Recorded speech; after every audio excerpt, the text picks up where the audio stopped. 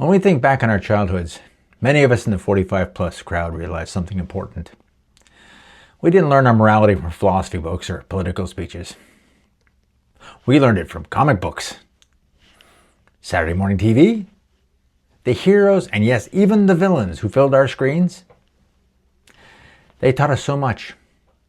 Superman, Spider-Man, Batman, Captain America, the Fantastic Four. And later on, shows like Star Trek, The Andy Griffith Show, Hogan's Heroes, Gilligan's Island. Even the Munsters and the Addams Family. They weren't just entertainment. For our generation, they were moral teachers, wrapped up in stories a kid could understand. And that raises a big question. Do younger generations get the same kind of lessons from the media they consume today? Maybe. Or has something been lost? I really think so. Take Superman. To our generation, he wasn't just strong, invulnerable, and could fly. He stood for truth, justice, and the American way. And back then, that phrase wasn't controversial. We understood it as an ideal. Truth echoed the self-evident truths laid out by America's founding fathers in the Constitution. And even as a Canadian lad, I got that. Rights and dignities that belong to every person. Justice wasn't about punishing criminals. It was about fairness and impartiality. The trust that Lady Justice was indeed blind. And the American way didn't mean nationalism. It meant tolerance and the great melting pot.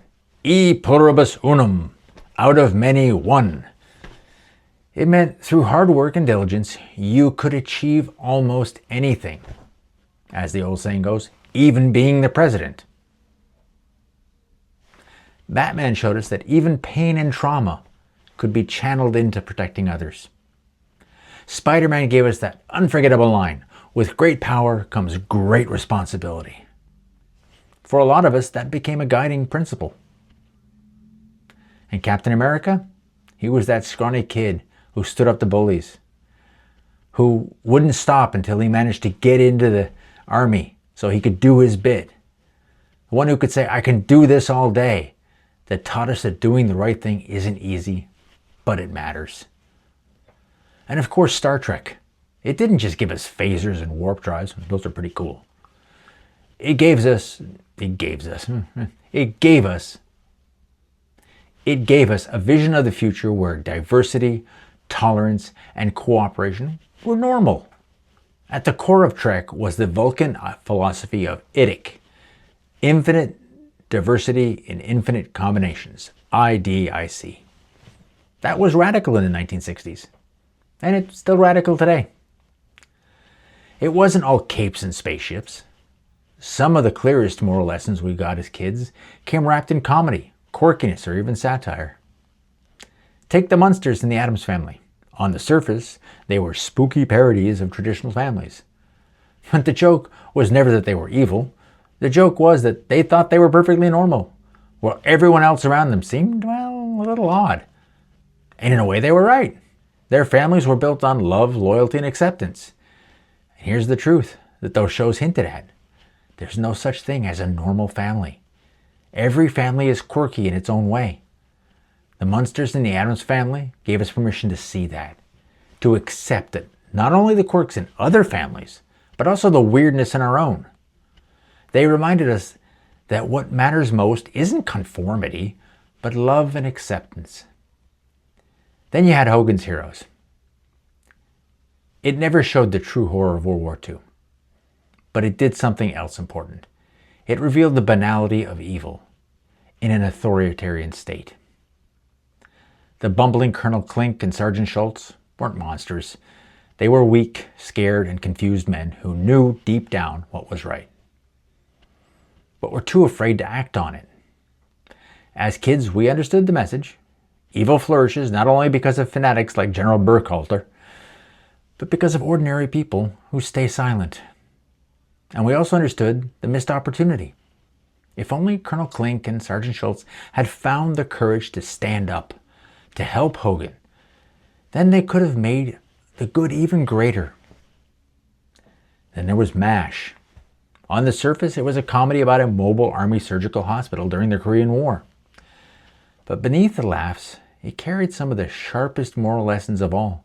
Hawkeye, BJ, and the others coped with the absurdity and horror of war, not by embracing cruelty, but by clinging to compassion and humor. What made it even more powerful was that if you strip away the laugh track, as you can do on some versions, it stopped being a sitcom and became something raw and poignant. The silences between the lines make you feel the weight of the war and the cost of every decision, and the absurdity of trying to find normalcy in chaos. MASH taught us that even in the worst circumstances, you don't have to surrender your humanity. That cynicism can be resisted with humor, and that caring for others is a form of quiet rebellion against the madness around you. And then there was the Andy Griffith Show. Designed for family viewing, it never lost sight of its youngest audience. Sheriff Andy Taylor modeled fairness and patience for grown-ups, but also the show gave us Opie, played by a young Ron Howard. Through Opie's eyes, kids learned about honesty, responsibility, kindness. It showed us that morality wasn't just something for adults. It was something we were expected to start practicing as children. And of course, we can't forget Saturday morning cartoons. Scooby-Doo taught us that not everything is what it appears to be, and that fear often comes from misunderstanding, and that the monsters we face usually turn out to be ordinary people in masks or disguises of some kind. It was just a lesson in looking deeper and not accepting things at face value, and doing so without losing our sense of wonder or sliding into cynicism. Tom and Jerry reminded us that just because you're small doesn't mean you're weak. Jerry the Mouse could outwit Tom the Cat again and again, showing that cleverness and persistence often mattered more than size or strength. Even the slapstick had morals tucked inside. These cartoons reinforced resilience, resourcefulness, and the idea that appearances can deceive. They gave us laughs, but they also gave us wisdom that we carried into the rest of our lives. These shows and cartoons might have been silly, lighthearted, or funny, but they stuck with us. They taught us about tolerance, courage, responsibility, and the importance of doing what's right, even when it's uncomfortable. Villains played their part too. Lex Luthor showed us what unchecked ego and greed looked like. The Joker embodied selfishness and cruelty. These characters taught us what not to be. But the richest lesson often came from flawed characters who weren't heroes or villains, but something in between. Archie Bunker from All in the Family was prejudiced and stubborn. He reflected a world he grew up in. He wasn't hateful at heart. He was good-natured, just limited by what he'd been taught. His words and assumption often made us cringe, even then. But the brilliance of the show was that when Archie was faced with situations that challenged him, he wasn't static. Whether it was Gloria or Michael pushing back or Edith quietly showing him a better way, Archie grew. Not perfectly, not completely, but step by step. And when he learned a lesson, it usually stuck with him. That told us something vital. Good-hearted people can change, even if they never fully leave behind the worldview they started with. Archie was never going to be a liberal, but he could learn to soften, adjust, and make room for new ideas. George Jefferson, Archie's mirror image, was scarred by real injustice. He was proud, ambitious, and sometimes abrasive. Often a deliberate counterweight to Archie's bluster, where Archie assumed all the old ways were right until proven otherwise, George assumed the deck was stacked against him, and often it was. But the Jeffersons showed us that not every setback could be blamed solely on racism or bigotry. George had flaws of his own. Pride, impatience, sometimes bitterness, and yet he still modeled resilience, ambition, and persistence. He taught us that success could come from pushing forward, even in the face of injustice, without making excuses. Together, Archie and George gave us one of television's most powerful moral dialogues. They argued, they clashed, they mocked each other, but they both evolved. Archie learned to see people as more than just stereotypes, and George learned that dignity came from perseverance as much as pride. They showed us that prejudice could soften through interaction and understanding, and that ambition could rise above bitterness, and that growth was possible on both sides of a divide. And perhaps more importantly, their shows reminded us that society moves forward not through perfect heroes, but through flawed, ordinary people who, when pushed by necessity, are capable of learning, growing, and finding common ground. As we got older, the shows matured with us. The Jeffersons and Sanford and Son tackled race and class through humor. George Jefferson's determination to move on up showed ambition that refused to be defined by prejudice. Fred Sanford taught us resilience and dignity, even in struggle. Even if he sometimes tried to scheme his way out of trouble, his heart was always there. Then came shows like Good Times and Different Strokes. They gave us windows into working class and black families. Showing both hardship and humor, they reminded us that laughter was a survival tool, and that love and family could carry people through even the toughest situations. For many of us, these shows broadened our horizons. They introduced us to lives that were different from our own, while reinforcing the same values of loyalty, fairness, and perseverance.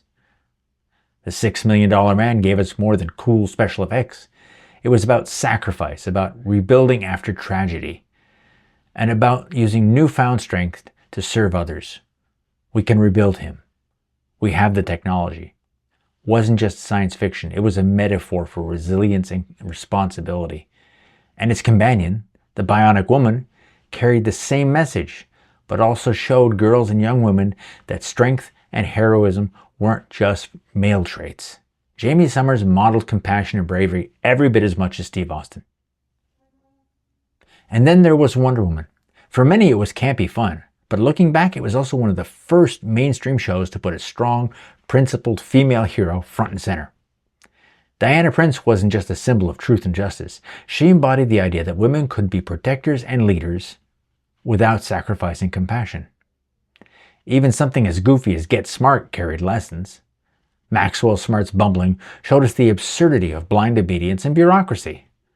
Beneath the slapstick was satire, reminding us that authority should be questioned, and cleverness could sometimes win over brute force. And Chips and Emergency showed us about first responders, reminded us that service and teamwork mattered.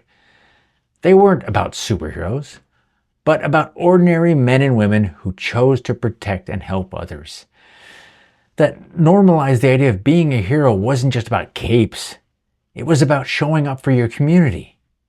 These shows weren't just entertainment. They gave us models of courage, service, and resilience.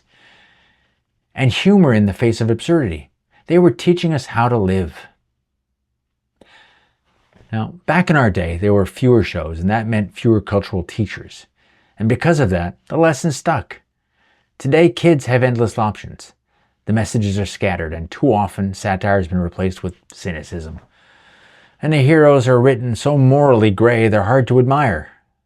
Take Superman, for example. For us, he embodied truth, justice, and the American way. Ideals rooted in fairness, tolerance, and optimism. He was an ideal. But in Zack Snyder's version, Superman kills General Zod, levels half a metropolis, and endangers civilians. It's gritty, it's cinematic, but to our generation, that's not Superman. Because the Superman we grew up with always found another way. His real power was restraint, compassion, and modeling the best of us. And that's the difference. Our heroes were aspirational. They didn't just reflect who we were. They showed us who we could become. What we were supposed to be. For many of us, they even became waypoints in our lives. When faced with moral quandaries, we could stop and ask, what would my favorite hero do? That's something many of us even tried to pass down to our kids. When they didn't know how to act, we encouraged them to think, what would Steve Rogers, Captain America, do? What would Peter Parker, Spider-Man, do if they were in this situation? The lesson was simple. The powers don't make the hero. It's the sense of right and wrong. It's their willingness to act when it counts that defines them. The powers only let them do more. They amplify the essential hero that's already there. Too often stories forget that truth. They make heroes indistinguishable from villains, defined by flaws or spectacle rather than ideals. But for us, the message was clear. Heroes were a moral guide, not just characters on a screen. Here's the truth.